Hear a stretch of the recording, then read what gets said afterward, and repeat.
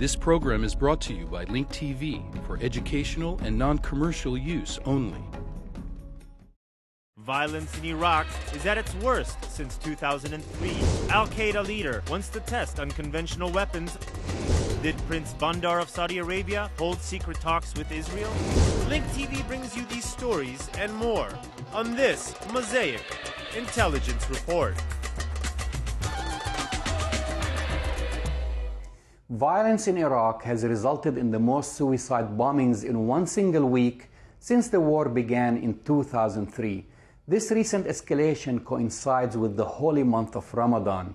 In an audio tape, the new Al-Qaeda leader in Iraq called for nuclear scientists to join his group's holy war and urged insurgents to kidnap Westerners so they could be traded for a blind Egyptian sheikh who is serving a life sentence in a US prison.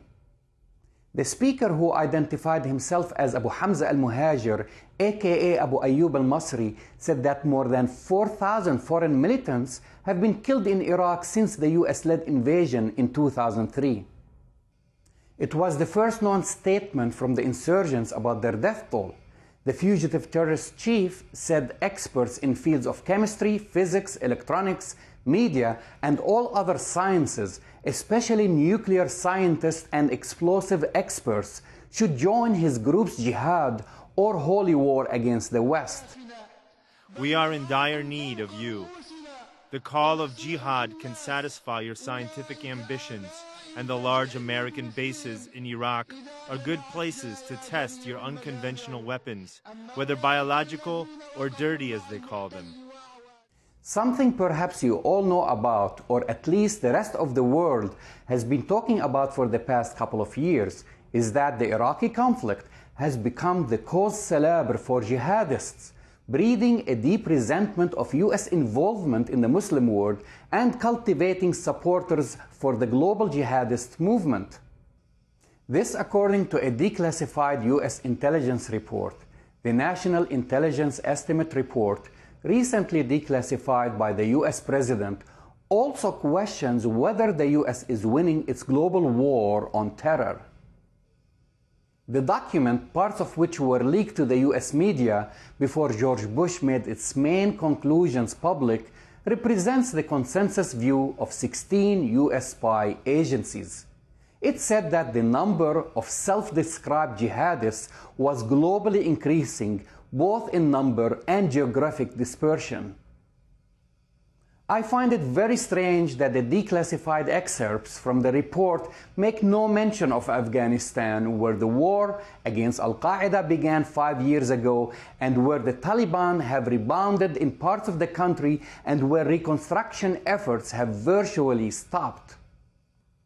Finally, it has been a couple of weeks since I told you about the secret negotiations going on between Syria, Israel, the US, and Saudi Arabia. Of course, all parties have been denying this, especially Ehud Olmert, but not the Israeli media. During the war on Lebanon, Israeli officials talked of signs that moderate Arab governments, including Saudi Arabia, wanted them to defeat Hezbollah. When asked by reporters about any secret contacts with the Saudis, Olmert said that he was not obligated to answer the question.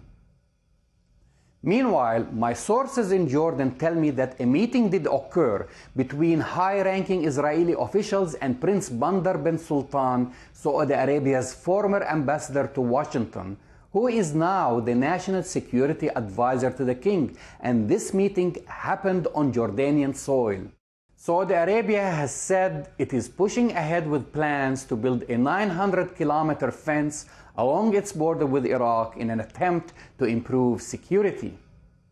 Nawaf Ubaid, a security advisor, said recently the $12 billion border will take between 5 and 6 years to complete and will have electronic sensors to protect the oil-rich kingdom from external threats.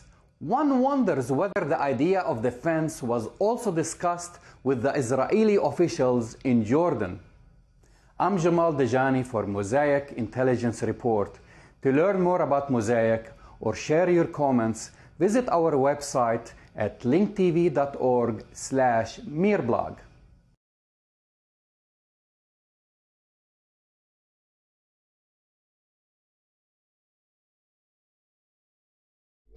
This program was brought to you by Link TV for educational and non-commercial use only. Link TV is the only U.S. television network devoted to global and national news, with uncompromising documentaries and diverse cultural programs. Programs which connect you to the world.